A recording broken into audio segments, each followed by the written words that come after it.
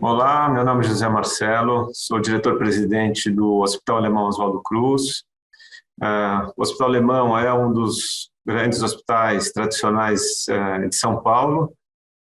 Comemora nesse ano 125 anos. É um hospital de grande porte, de alta complexidade, com um corpo clínico muito diferenciado, atendendo a quase todas as especialidades, exceto obstetrícia e pediatria.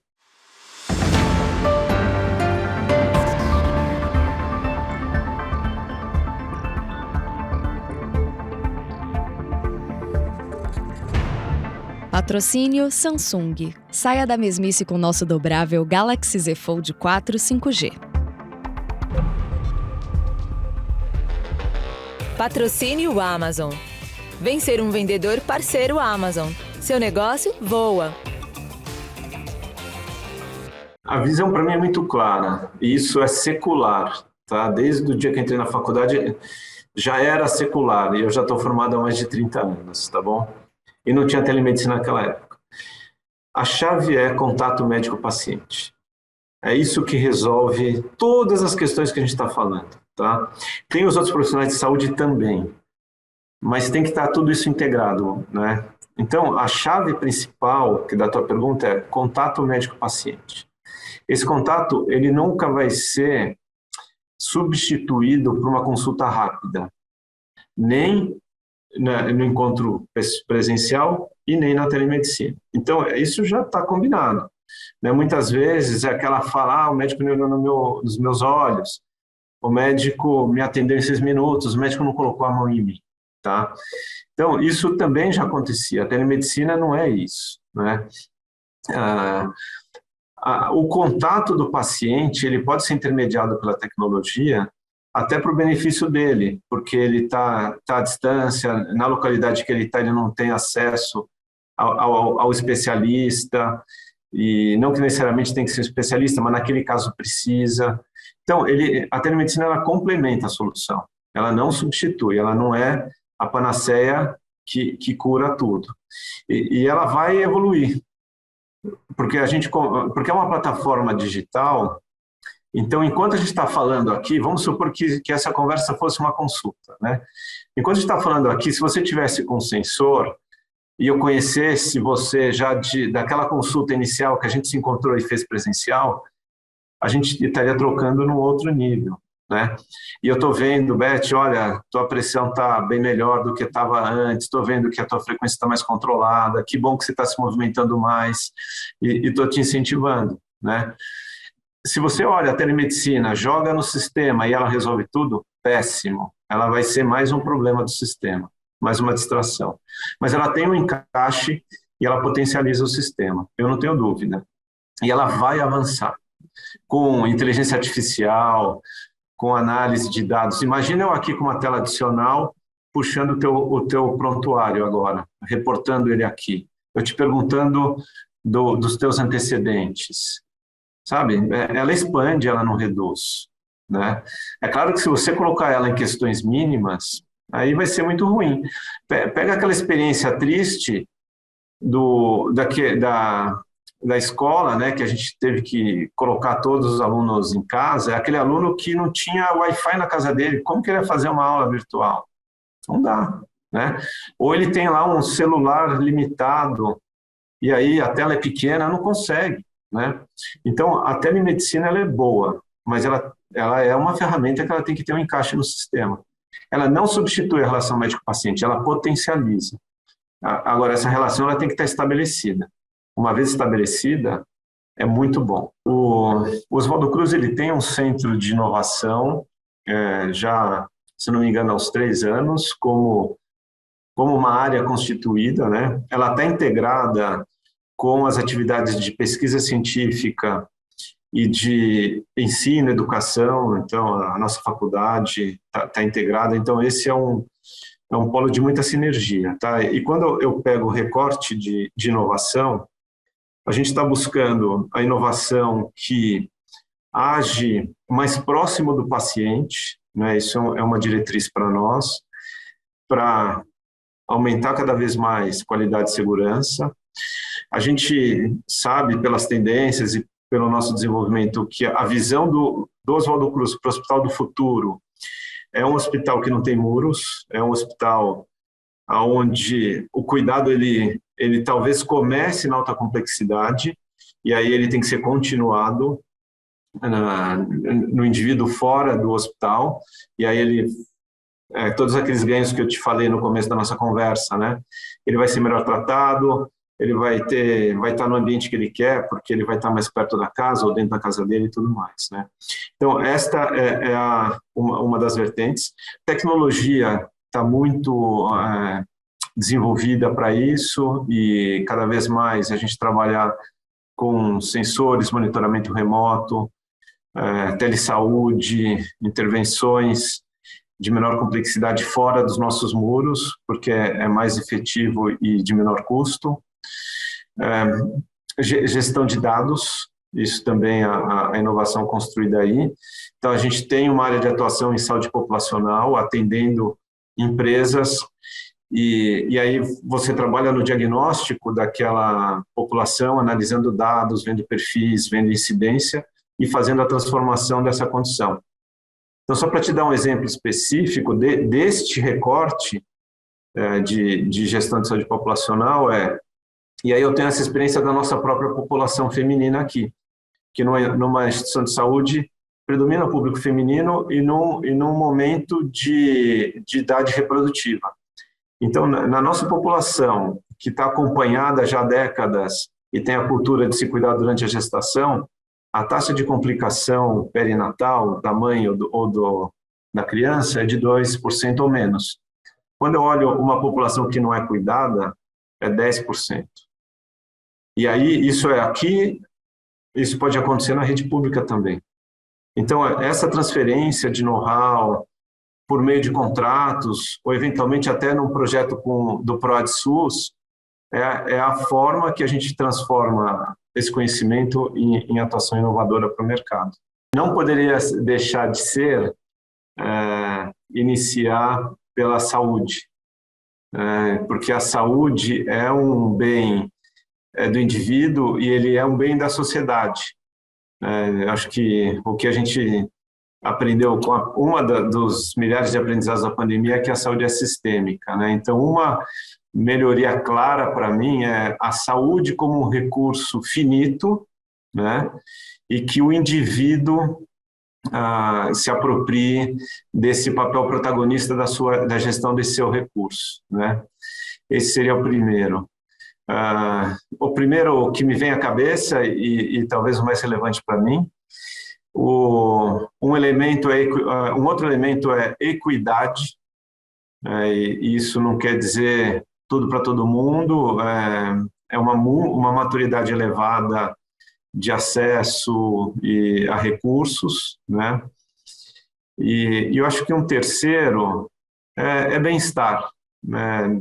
Que esse Brasil que tem, como muitos gostam de falar, do qual eu também concordo, tem várias belezas naturais, tem um povo que é muito amistoso, muito amigável, que isso realmente seja uma marca equilibrada, né, num conjunto bem saudável. A diversidade é algo que tem visitado muito a minha consciência e me instigado a promover essa equidade, né? E aí disso entra saúde e educação, e aí vem a camada da escolha individual, né? Por isso que não é tudo para todo mundo, é que tem o conteúdo que é específico de cada um de nós, que é aquilo que ele entende que ele transforma. E isso pode ser na relação ele com ele mesmo, ele na comunidade, ele na religião, ele no clube que ele gosta, nas preferências dele.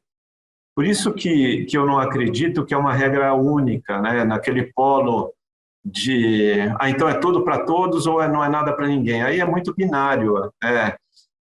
É aquele entendimento limitado de tentar fazer, mas não sabe como, não sabe o quê, entendeu? E é fazer junto, né? Não dá, ninguém sabe.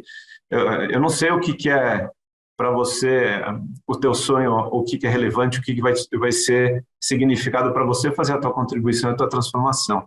Mas se a gente se dispor a mobilizar recursos juntos, por uma afinidade, por exemplo, isso vai ser muito mais factível. E sempre olhando para o outro, né? Olhando para o bem comum. Eu acho que o ciclo, né? Eu tive um ciclo profissional numa instituição que tem foco em câncer. Essa é uma doença que mostra muito isso para a gente, né? As pessoas ficam iguais quando elas ficam doentes. E uma outra coisa aí que veio para matar foi como a sociedade entendeu ou está entendendo a pandemia, né? Também que foi democrática, né? Ela não escolheu o CPF, né? E quem não reconhecia a ciência estava muito mais exposto. No principalmente social, né? Que é o que se provocou, eu acho que tem que ter colaboração, tá? A empresa, você usou a palavra na pergunta, mas eu só queria transformar porque você está trazendo a ideia, né? Não é individualmente, é em colaboração. Porque nessa situação que os recursos não são totalmente simétricos, ora quem tem a solução não tem uma viabilidade, ora quem tem o recurso que poderia viabilizar um avanço, também não sabe aonde colocar, porque não tem a ideia de onde pode vir a solução. Então, eu acho que o movimento tem que ser da gente aumentar essa comunicação, a gente dar mais visibilidade dos projetos transformadores. E, por outro lado, que é o caso aqui do Oswaldo Cruz, né, que é um hospital filantrópico, então, aqui os recursos que a gente gera são recursos que voltam para a sociedade, em serviços, em colaboração, né, atende, obviamente, também as operadoras de plano de saúde, né, sem dúvida, e gera viabilidade, mas reinveste e avança. Mas tem hora que a gente tem sonhos e tem capacidades, mas não tem a viabilidade total. Então, a gente vai em busca disso. E as empresas que estão com esse interesse também poderiam estar se apresentando para esse ecossistema, vamos chamar assim, e vendo também o que eles querem realizar. Porque a empresa, muitas vezes, tem uma cota ali de doação, mas ela tem um interesse específico, porque é o sonho daquele grupo, o fundador era assim, quer dizer. Então, essa colaboração é importante nesse avanço. E eu vejo que essa solução ela deveria estar muito mais como um plano de Estado do que uma política de governo, né? Como a saúde, né, a educação é muito semelhante, segurança também, são itens de valor para o cidadão. Eu acho que às vezes a gente perde tempo quando a gente olha o curto prazo e não garante uma consistência evolutiva. E aí tem desperdício. E o desperdício é muito triste, porque a gente já tem recurso escasso, né? É um país que está sempre lutando pela sua sobrevivência, desigualdade e tudo mais. A gente não tem espaço para...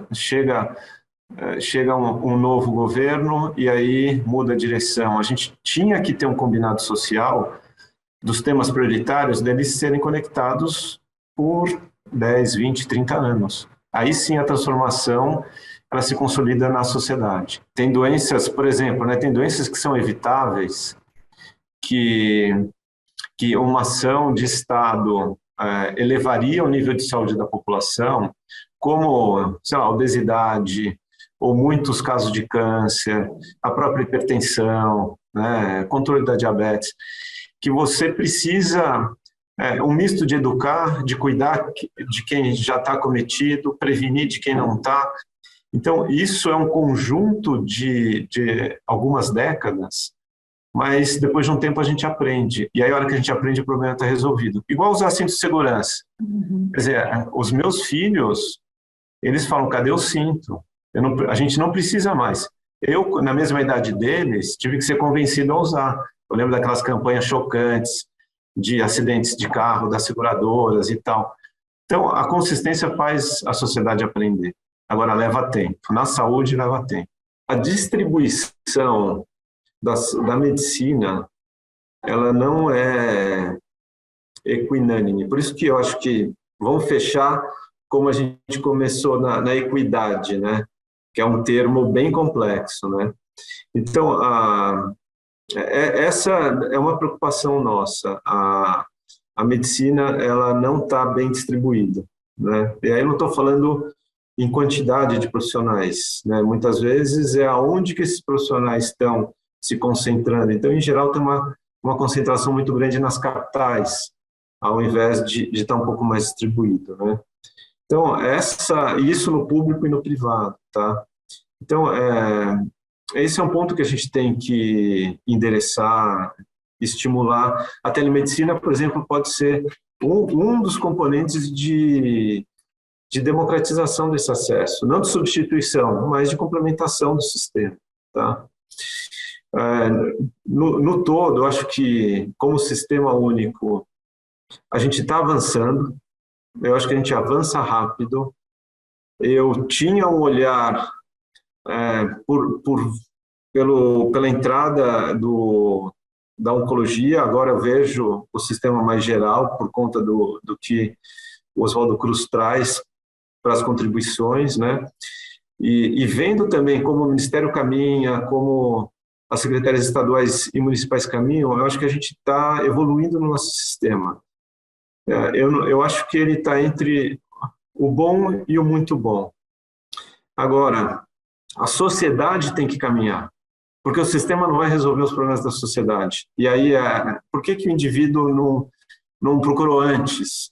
Não é porque ele não sabia, ele negligenciou sintomas, ou a consulta foi cancelada no dia e foi reagendada lá para frente, e aí ele perdeu a janela de tratamento.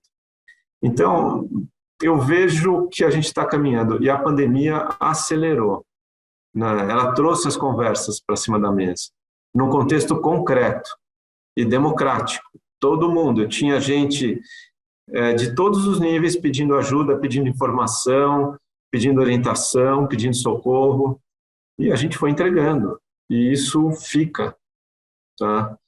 Então, para mim, essa é a visão do sistema, né? Eu sempre estudei em escola pública, eu me formei na Escola Paulista de Medicina, né? Hoje eu estava no HC, então você vê que as pessoas recorrem a sistemas, né? Então, acho que a gente está caminhando. Agora, eu queria que a gente caminhasse mais rápido. Por isso que a equidade é um ponto importante para a gente discutir.